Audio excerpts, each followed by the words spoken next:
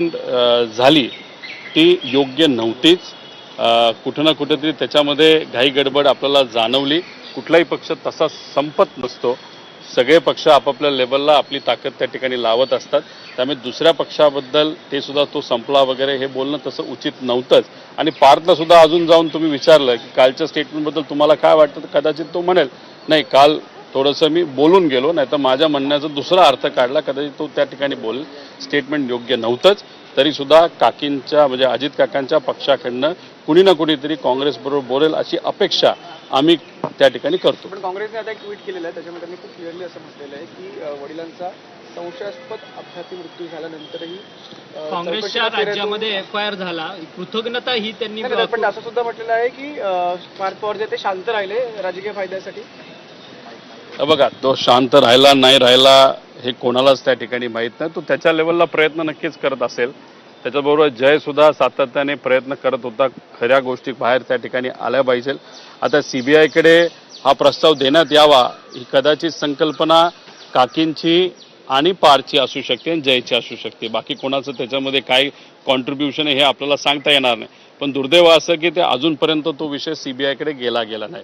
त्यामुळे पार्थ वडिलांबद्दल जर बोलायचं झालं, मी राजकारणाबद्दल बोलणार नाही, राजकीय भूमिकेबद्दल बोलायचं झालं तर कालची त्याची भूमिका ही चुकीचीच होती काँग्रेसच्या बाबतीत। पण पार्थची स्वतःच्या वडिलांबद्दलची भूमिका, स्वतःच्या परिवाराची भूमिका ही कुठल्याही मुलाची वडिलांबद्दल जी भावना असते तशी 100% त्या ठिकाणी आहे। हे मात्र त्या ठिकाणी मी आत्मविश्वासाने सांगतो, कारण तो माझा भाऊ आहे।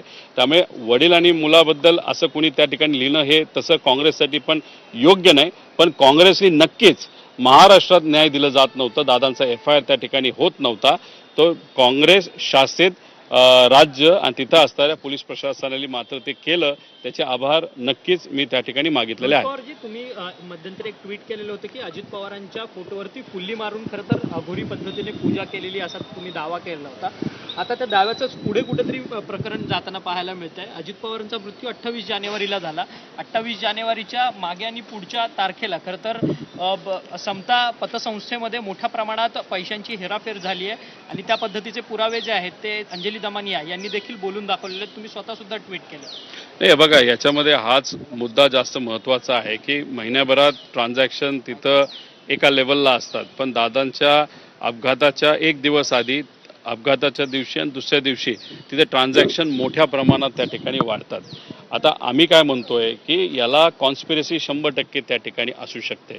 त्यामुळे जेव्हा आम्ही क्रिमिनल कॉन्स्पिरसी म्हणतो तेव्हा कुठलाही विषय जेव्हा पुढे येत असतो त्याच्यावर जर आपल्याला शंका असेल तर त्या कॉन्स्पिरसीचा तो भाग त्या ठिकाणी होऊ शकतो। त्यामुळे खरात हे प्रकरण त्याकडे बघत असताना एक तर अंधश्रद्धा आणि हे विषय तर आहे तर ते विचारायला आपले पटतच नाहीत। पण अजितदादांच्या ॲक्सिडेंटच्या बाबतीत बोलायचं झालं तर जर आदल्या दिवशी त्या दिवशी आणि दुसऱ्या दिवशी जर ट्रान्झॅक्शन तिथं वाढत असतील तर मग कुठं ना कुठंतरी काय ना काहीतरी लिंक असू शकतं। आणि त्याच्याचबरोबर दादांच्या घराबाहेर म्हणजे मुंबई पण आणि बारामती पण तिथं काळी जादूची पूजा ही झाली होती, स्पष्टपणे आपल्याला त्या ठिकाणी माहीत आहे। त्यामुळे खरात प्रकरणाकडे बघत असताना डिटेलमध्ये जाऊन ह्या ट्रान्झॅक्शनचं, मनी लॉन्ड्रिंगचं आणि पैशाचं काय रिलेशन आहे का, आणि मग तिथून जर काही किल्ल्या फिरल्या असतील आणि तिथे जर पैशाचं